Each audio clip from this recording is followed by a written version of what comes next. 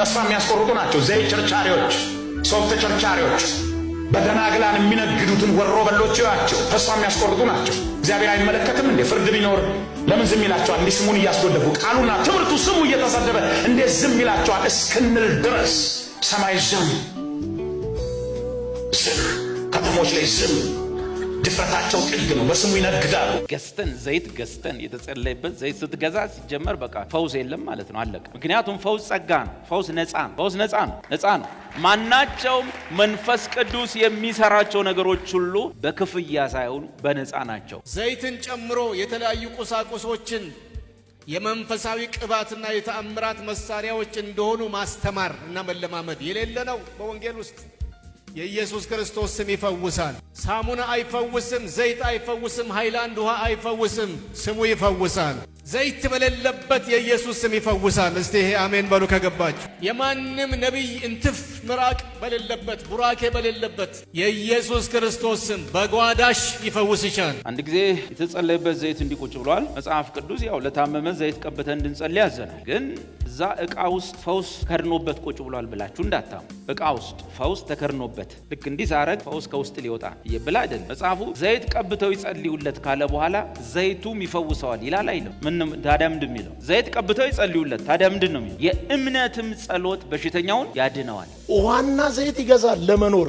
ዋና ዘይት ገዝተ ከመዳን ቃሉን ሰምቶ መሞት ክብር ነው። ዘይት አልቆ ውሃ አልቆ አምቧ ሲረጭባቸው እናያለን። ያፊስ ሲበላሽ እንደገና መጥተው ለጸሎት ሲሰለፉ እናያለን።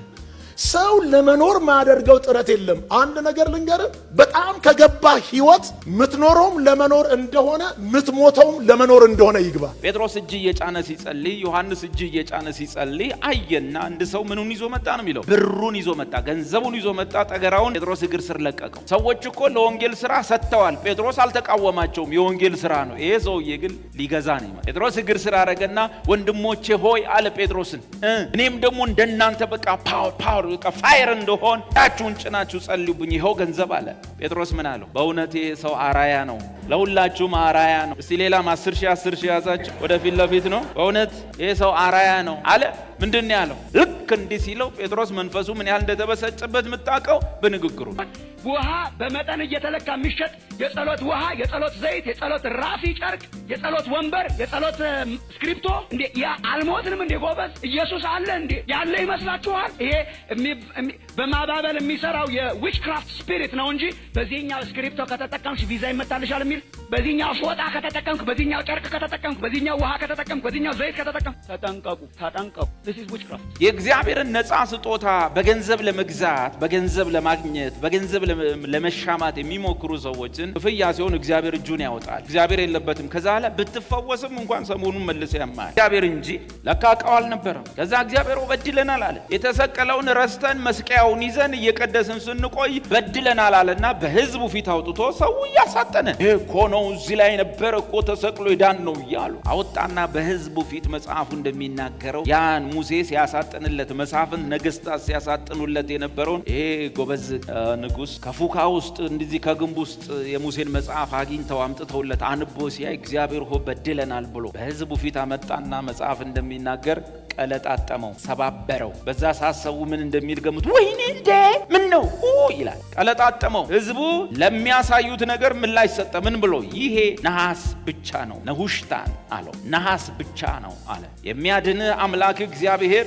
ያህዌ ኤሎሂም ነው እንጂ ይሄ ዕቃው አይደለም አለ። ነሁሽታን ነው። እግዚአብሔር ከነገሮች ላይ ከቁሳቁሶች ላይ አይናችንን አንስተ ፐርሰን የሆነው ማንነት የሆነው ኢየሱስ ላይ አይናችንን አጣብቀው። አንድ ጊዜ የተጸለየበት ዘይት እንዲቆጭ ብሏል መጽሐፍ ቅዱስ። ያው ለታመመ ዘይት ቀብተን እንድንጸልይ ያዘናል። ግን እዛ ዕቃ ውስጥ ፈውስ ከርኖበት ቁጭ ብሏል ብላችሁ እንዳታሙ። ዕቃ ውስጥ ፈውስ ተከርኖበት ልክ እንዲህ ሳረግ ፈውስ ከውስጥ ሊወጣ ይብላ አይደል? መጽሐፉ ዘይት ቀብተው ይጸልዩለት ካለ በኋላ ዘይቱም ይፈውሰዋል ይላል አይደል? ታዲያ ምንድን ነው? ዘይት ቀብተው ይጸልዩለት ታዲያ ምንድን ነው? የእምነትም ጸሎት በሽተኛውን ያድነዋል። የምን ጸሎት? የእምነት ጸሎት። ስለዚህ ዘይት ስትጠቀምም እምነትን ቼክ እያረክ ነው መጠቀም። ከዛ በኋላ እንደዚህ ቁጭ ብሏል፣ እንዲህ ፑልፊት ነገር ላይ እንደዚህ አይነት ነገር ላይ ቁጭ ብሏል። ከዛ በኋላ ኳየሮቹ እንዲህ ሲያልፉ በረጅም ቀሚሷ ልጅቷ ስትነካው ወደቀ። ሙሉ ኳየሩ ወይ ልጅቷ ከው ብላ ቆመች። በኋላ ስትነግረኝ የሆነ ነገር መሆን መሰለኛል። ወገኖቼ ይሄ ነገር ከባድ። ልጅቷ እንዲህ እስክትደነግጥ ክርስቶስ ከሰማይ የወረደው ለሷ ነው። እሷ የእግዚአብሔር ልጅ ነች፣ መቅደሱ ነች፣ ከቅዱሱ ቅባት ተካፍላለች። ይህችን ሴት ልጅ እንዴት ወይ ብሎ ማለት እኔ መጣውበት ሃይማኖት ታዲያ ምን አጠፋ? ገዝተን ዘይት ገዝተን የተጸለየበት ዘይት ስትገዛ ሲጀመር በቃ ፈውስ የለም ማለት ነው፣ አለቀ። ምክንያቱም ፈውስ ጸጋ ነው። ፈውስ ነፃ ነው። ማናቸውም መንፈስ ቅዱስ የሚሰራቸው ነገሮች ሁሉ በክፍያ ሳይሆን በነፃ ናቸው። ልብ በሉ። ክፍያ ሲሆን እግዚአብሔር እጁን ያወጣል። እግዚአብሔር የለበትም። ከዛ ላይ ብትፈወስም እንኳን ሰሞኑን መልሶ ያማል። የእግዚአብሔርን ነፃ ስጦታ በገንዘብ ለመግዛት፣ በገንዘብ ለማግኘት፣ በገንዘብ ለመሻማት የሚሞክሩ ሰዎችን ቅዱስ ጴጥሮስ እንደዚህ ነው ያላቸው። ጴጥሮስ እጅ እየጫነ ሲጸልይ፣ ዮሐንስ እጅ እየጫነ ሲጸልይ አየና አንድ ሰው ምኑን ይዞ መጣ ነው የሚለው? ብሩን ይዞ መጣ፣ ገንዘቡን ይዞ መጣ። ጠገራውን ጴጥሮስ እግር ስር ለቀቀው። ሰዎች እኮ ለወንጌል ስራ ሰጥተዋል። ጴጥሮስ አልተቃወማቸውም። የወንጌል ስራ ነው። ይሄ ሰውዬ ግን ሊገዛ ነው ማለት። ጴጥሮስ እግር ስር አረገና ወንድሞቼ ሆይ አለ ጴጥሮስን፣ እኔም ደግሞ እንደናንተ በቃ ፓወር በቃ ፋየር እንደሆን ታችሁን ጭናችሁ ጸልዩብኝ፣ ይኸው ገንዘብ አለ። ጴጥሮስ ምን አለው? በእውነት ይሄ ሰው አራያ ነው፣ ለሁላችሁም አራያ ነው። እስቲ ሌላም 10 ሺህ ያዛችሁ ወደፊት ለፊት ነው። በእውነት ይሄ ሰው አራያ ነው አለ። ምንድን ነው ያለው? ልክ እንዲህ ሲለው ጴጥሮስ መንፈሱ ምን ያህል እንደተበሰጨበት የምታውቀው በንግግሩ። ምን እያረክ ነው አለ። ምንድን ነው ያረከው? የእግዚአብሔርን ነፃ ስጦታ በገንዘብ ልትገዛ አስበሃልና፣ የእግዚአብሔርን ነፃ ስጦታ በገንዘብ ልትገዛ አስበሃልና። እጅ መጫን በሉ፣ በነፃ ነው። ፈውስ በነፃ ነው። መዳን በነፃ ነው። የኃጢአት ስርየት በሉ፣ በነፃ ነው በሉ። አዲስ ኪዳን ሁሉ ነገር በነፃ ነው። ኢየሱስ ከፍሏል። ና የእግዚአብሔርን ነፃ ስጦታ በገንዘብ ልትገዛ አስበሃልና ገንዘብ ካንተ ጋር ይጥፋ። ይህን ወንጌል ስሰብክ፣ ይህን ወንጌል ሳስተምር ማትቀበል ከሆነ ቸርች መተህ እኔ ሙሉ ህንፃውን ሰራለሁ ብትለኝ እርግማን አይደለን? እርግማን እኮ። ምናልባት አሁን የሚሰሙ ሰዎች በሩቅ ያሉ ምስክር መሆን ይችላሉ። ይደውላሉ እና እንደዚህ ነው አገልግሎታችሁን መደገፍ ፈልገን ቤትም እየሰራችሁ እንደሆነ አውቀን ምናምን። መጀመሪያ ትምህርቱን ሰምተዋል? አይ አንድ ቀን ነው የሰማሁት። አንቀበል። ደጋግመው ይስሙ። አንድ 10 ቪዲዮ ከዛ በኋላ መልሰው ይደውሉ። እንዴ ማለት መርዳት አልችልም? አይችሉ። ያው ምናልባት አሁን ኦንላይን ላይ ሊሰሙ ይችላሉ። እነዛ ሰዎች ምስክሮች ናቸው። አንድ ሰው አይደለም፣ 20 ሰው አይደለም፣ 50 ሰው አይደለም፣ ብዙ ሰው። እንዴ እኛ የያዝነው ይበልጣል ከነሱ ሚሊዮን ብር። እኔ ማስተምረው ይበልጣል ከነሱ ሚሊዮን ብር። ለገበያ የሚቀርብ ትምህርት አልያዝንም። ለገንዘብ የሚቀርብ ትምህርት አልያዝንም። አስተምራለሁ። ከደገፍ ዋጋን ከእግዚአብሔር ነው የምታገኝ። አናባብልም። እዚህን ጸልይልሃለሁ። 10 ሺህ ያዛችሁ መጀመሪያ ጸልይላችኋለሁ። 20 ሺህ ላይ ያዛችሁ ጠበቅ አድርጌ ጸልያለሁ ምናምን የለም። ሌብነት፣ ዝርፊያ የወንጌል ሽያጭ ነው። ኃጢአት ነው። ያስቀስፋል። በጸጋ ወንጌል ውስጥ እንግዲህ በጸጋ ቸርች ውስጥ ሆኜ ያስቀስፋል ብያለሁ፣ ግን መጽሐፍ ውስጥ አለ ያስቀስፋል። ገንዘብ ከአንተ ጋር ምን ይሁን ይጥፋ። ያስቀስፋል። ሰብስበ ልትበላው ስትል አፍ ውስጥ ያለ ችግር ቢፈጠርስ? እግዚአብሔር እንደዛ ነው የሚያደርገው። ዝም ነው የሚለው። ምንድነው? መናው ሰለቻችሁ? አዎ ሰለቸ። መናው ሰለቻችሁ? ዛት ሚንስ ከሰማይ የወረደው የህይወት እንጀራ። እንደ ሁሉ ጊዜ ክራይስት ክርስቶስ የምትሉት ቀይረው እንጂ ሃሌሉያ ፋየር አድርጎ ምን ሁሉ ጊዜ ክራይስት ኢየሱስ ነጋም ኢየሱስ ጸጋው በጸጋው ድነን መስቀሉ ደሙ ረበናታችሁ ቀይሩት። ሃሌሉያ ፋየር አድርጎ። መናው ሰለቸ መናው። ያኔም ብለው ነበረ እነዛ ሰዎች ወዳጆች በምድረ በዳው አፍ አውጥተው ነው ያሉ። እግዚአብሔር መናው ሰለቻቸው። ምንድነው ያማራችሁ? እዚህ መሬት ላይ ነበረው ድንች፣ ዱባ፣ በጢ፣ ቀይ ሽንኩርት ይሄ መሬት ነገር ነው ያማረ። ከላይ የሚወርደው መናው ሰለቻችሁ። ጥሩ ምንም ችግር የለውም። ነገ ስጋ እስከ አፍንጫችሁ ትበላላችሁ። አማታ ሲወራው ተዋለ ስለ ስጋ። የምስጋና ፕሮግራም ተዘጋጀ ስለ ስጋ። ነጋ መናው የለም እና ድርጭት መጣ። ስጋው እስከ ጉልበታቸው ወረደ። ሰው ሁሉ ያዘ ወደ የቤቱ እየተሸከመ ስንት ኪሎ ስጋ በነፃ ነው እየተሸከመ ገባ። እግዚአብሔር ስም መናው ሰለቻችሁ። ስጋን ያማራችሁ የመሬቱ ነገር ነው፣ ዓለሙ ነው። ውሰደው፣ ችግር የለም። ሰብስበው አስገብ። ዝም ወኔ እግዚአብሔር አይቀልድብህ። ዝም ታረደ ድርጭቱ፣ ስጋው ተከመረ። በቃ ተው፣ በቃ ቁሌቱ ተብላ እንትን አለ። ሽታ ሰፈሩ ሁሉ እዛም ድንኳን ቤት እዛም ድንኳን እዛም ምን ሰልችቶታል? መና ይሰለቸው ነው። ይሄ ሁሉ ሲሆን እግዚአብሔር ዝም ተሰራ። ቅቤው ጣል ተደረገበት። ሽታ ሰፈሩ ሁሉ በየጎረቤቱ ሁሉ እየወጣ ግጭ። ሃሌሉያ ተበላ በቃ ዝም። እግዚአብሔር ከኛ የበለጠ አራዳ ነው። ምግቡ እንጀራው ተዘረጋ፣ ወጡ ቀረበ፣ እጅ ታጠቡ፣ ረዘም ያለ ጸሎት ተደረገ። ከዛ በኋላ ጨበጡ፣ ምራቃቸው ባፋቸው እንደሞላ ጎረሱ፣ አልዋጡም። ገና በአፋቸው ሳለ የእግዚአብሔር ቁጣ ነደደ። ያን ሁሉ እጁን የነካ የዘረጋ የጎረሰ ያኘከ ሁሉ ሞተ። መናውን የሰለቻችሁ ታችታችሁ ነው በቃ ልባችሁን ያዘው። የሕይወት እንጀራ ኢየሱስ ክርስቶስ ሲባል ሰለቸን እና ከማሽቶ መበተንም እንዳለ እናውቃለን ማለት ነው። እግዚአብሔር ሆይ የኢየሱስ ክርስቶስ ደም ቀኔ አጭር ነች። የኢየሱስ ክርስቶስ ደም በዋነኛነት የቀረበው ለሰይጣን ግብር አይደለም። ልክ በቃ ሰይጣን እኛን ይዞ ጨምድዶ እግዚአብሔር እባክህ ልቀቃቸው አለቅም ግብር ይምጣልኝ ብሎ እግዚአብሔር በቃ ይኸው ገበርኩልህ ብሎ የወጣን የሚመስለው ብዙ ሰው ቀጥታ የኢየሱስ ክርስቶስ ደም ሲባል ወስዶ ሰይጣን ትዝ የሚለው ሰው እሱ ነገር ቦታው ጋር ደርሳለሁ ዛሬ ጌታ ቢፈቅድ እሱን እናያለን። ግን በዋነኛነት ደሙ የቀረበው ለኃጢአታችን ስርየት፣ የኃጢአትን ስርየት ደግሞ የሚሰጠው አንዱ አምላክ እንጂ ሰይጣን አይደለም። በኃጢአት የተበደለው እግዚአብሔር እንጂ ሰይጣን አይደለም። ስለዚህ የልጁ የኢየሱስ ክርስቶስ ደምን እግዚአብሔር በምን አይን ቢያየው ነው ለኛ ስርየት እንዲሆን የሰጠው? እንዴት ቢቆጥረው ነው? እግዚአብሔር በግልጽ ቋንቋ ትላንት ተናግሬያለሁ። ደሙን ባየው ጊዜ ከናንተ አልፋለሁ። ማየው ደሙን ነው አልፎ ከናንተ የምትታለፉ ግዶች አይደላችሁም። ደሙን ግን ሳይ ከናንተ አልፋለሁ። መሐላ ነው፣ ኪዳን ነው። እግዚአብሔር ደሙን ካየ ከማን ያልፋል? ከኛ ያልፋል። ዋናው ነገር ደሙን መቀባት። ትላንት ባሳየኋችሁ ቤቶች ውስጥ የመጀመሪያው ቤት ውስጥ ደም ቀብቶ በሰላም የተኛለ፣ ሁለተኛው ቤት ደም ቀብቶ ሰላም ያጣለ፣ እርግጠኛ ያልሆነ አለ። እንደው እግዚአብሔር ምንም እንደው ደም ብንቀባስ እንደው እኔ እኮ ቤት ውስጥ ወይ ከሚስቴ ጋር ወይ ከባሌ ጋር ወይ ከልጆቼ ጋር ሰላም አይደለም፣ ጎረቤትም መስሪያ ቤትም ችግር አለ፣ ግን ደሙ ተቀብቷልና እግዚአብሔር አሁን እኔን ይምረኛል፣ አሁን ያልፈኛል። እግዚአብሔር መቅሰፍቱ ለቁጣ ወደ ምድር ሲመጣ እግዚአብሔር እኔን ያልፈኛል። በሕይወቴ ብዙ ትግል አለብኝ፣ ብዙ ችግር አለብኝ፣ መነሳት መውደቅ መውጣት መውረድ አለብኝ፣ የህይወት ትግል አለብኝ፣ ቻሌንጆች አሉብኝ። የባለፈው ህይወት ታሪክን ሳስበው ማሰብ ማልፈልጋቸው ብዙ ውድቀቶች አሉብኝ እና ግን በደሙ አምናለሁ፣ ደሙን ቀብቻለሁ። እውነት ግን እግዚአብሔር ያልፈኝ ይሆናል ወይ? አኗኗር የሚፈጥርብህ ስጋት፣ ያሳለፍከው ታሪክ የሚፈጥርብህ ስጋት ይኖራል። ደሙ ተቀብቶ ውስጥ ነው ያለው።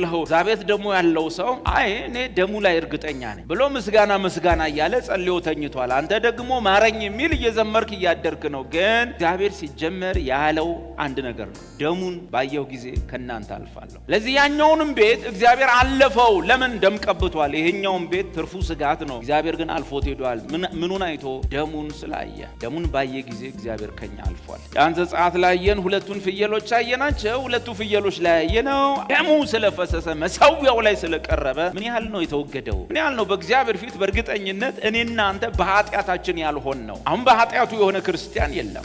ሰሞኑን የሳተ አለ፣ አፉ የሳተ ጆሮ የሳተ አለ፣ የደከመ የወደቀ ይኖራል። መጽሐፉ ግን ክርስቶስ ከሙታን ከተነሳ በኃጢአታችሁ አይደላችሁም ይላል። ክርስቶስ ካልተነሳማ እምነታችሁ ከንቱ ናት፣ እስካሁንም በኃጢአታችሁ አላችሁ። እግዚአብሔር ከሙታን ባስነሳው ጊዜ እርሱ ስለኛ ይታይ ዘንድ ወይም ጻድቅ ሆኖ ይቀርብ ዘንድ ተደርጓል እና እግዚአብሔር ምን ያህል ደሙን ያምነዋል። በደሙ የተገኘው ስርየት ምን ያህል አስተማማኝ ነው። እኔ አስታውሳለሁ፣ እያስታወስኩ ኮነናለሁ። እግዚአብሔር ግን በዚያ ደም ምክንያት ለኔ ያመጣው ነገር በእርሱ ፊት ውጤቱ እንዴት ነው? ባል ሁለቱን ፍየል አመጣ። አንዱ ይታረድ፣ አንዱ ይጠበስ፣ አንዱ ይቃጠል፣ አንዱ እሳት ላይ ይንጨርጨር። ኃጢአታቸውን ተሸክሞ ከዚያሳ ምን ያህል በዚህ መስዋዕትነት በዚህ ደም መፍሰስ የተገኘው ውጤት አስተማማኝ መሆኑን እንዲያውቁ ሌላኛውን ፍየል ደግሞ ምድረ በዳ ውስጥ ወስደህ ኃጢአታቸውን አሸክመ ትለቀዋለህ። በዚያው ይሄዳል። ወደ እስራኤል ማህበር አይመለስም። ኃጢአቴ ዳግመኛ ወደ እኔ አይመጣም። በዚያው ሄዶ ቀርቷል። ያ ፍየል ተመልሶ ይመጣል ብለህ እንዳታስብ። የእስራኤልን ልጆች ኃጢአት ፍየል በሚለው ነው ምናምን የሚለው ፍየል የእስራኤልን ሕዝብ ኃጢአት ተሸክሞ ምድረ በዳ ውስጥ ተጥሏል። ሰውየው እየው ምድረ በዳ ውስጥ መጥቻለሁ የለም ብሎ ሲመለስ እጁ ላይ ምኑን ያጣሉ? ፍየሉን ሲያጡ ምኑን ያጣሉ? ኃጢአታቸውን ያጣሉ። ሰላም ይሰማቸዋል፣ እረፍት ይሰማቸዋል። እድሜና ዘመን እንደሚቀጠልላቸው ያምናሉ። አንድ እስራኤላዊ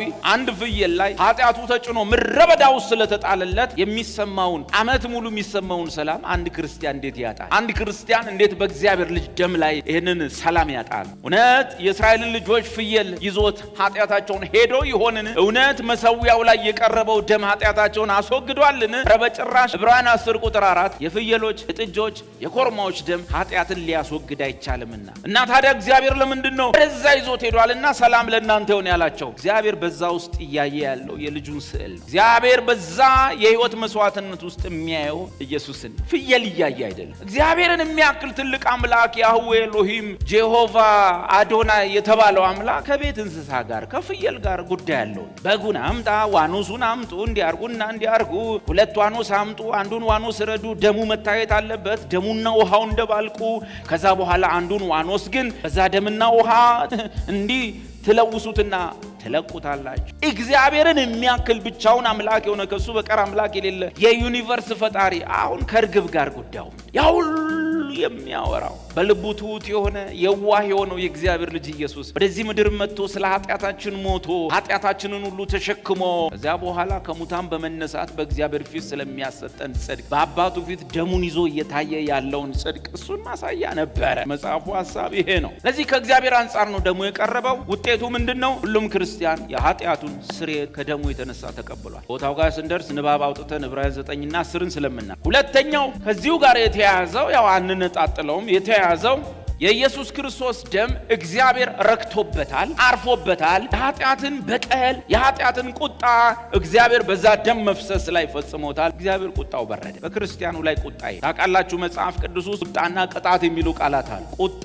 ወይም ዘራዞ ፍጋድ ወይም ራዝ የሚባለው አለ። ይሄ ደግሞ ቅጣት ወይም ተግሳጽ የሚባል አለ። ሁለቱ በጣም የተለያዩ ናቸው። ቁጣ የሚለው ቃል ለክርስቲያን አይጠቀስም። ለማን ነው ቁጣ የሚለውን ቃል አዲስ ኪዳን የሚጠቅሰው? በዚህ ዓለም ያሉ ወንጌል ሲሰበክ ለወንጌል ያልታዘዙ በአየር ላይ ባለው አለቃ ፈቃድ እየኖሩ ያሉ የዚህ ዓለም ልጆች በዚህ ዓለም ልጆች ላይ ለወንጌል ባልታዘዙት ላይ በኤፌሶን ከተማ ወንጌል ሲሰበክ እምቢ ብለው ያልተቀበሉ የዚህ ዓለም ልጆች አሉ። በእነርሱ ላይ የእግዚአብሔር ቁጣ አሁን አይደለም ይገለጣል። ቁጣ በቤተ ክርስቲያን ወይም በክርስቲያን ወይም በእግዚአብሔር ልጅ ላይ ቁጣ ራዝ የሚለው ቃል አይጠቀስም። መጽሐፍ ቅዱስ ውስጥ ሁለት ልጅነት አለ። የዚህ ዓለም ልጆች ወይም ለወንጌል ያልታዘዙ ልጆችና የእግዚአብሔር ልጆች። ለወንጌል ባልታዘዙት ላይ የእግዚአብሔር ቁጣ ይገለጣል። እኛን ግን መጽሐፍ ምን ይለናል? እኛን ግን እግዚአብሔር ለቁጣ አልመረጠንምና የምንነቃም ብንሆን የምናንቀላፋ ከእርሱ ጋር በሕይወት እንኖር ዘንድ ክርስቶስ ስለኛ ሞተ። አንደኛ ተሰሎንቄ 5 ላይ። ስለዚህ ቁጣ የሚለው ቃልና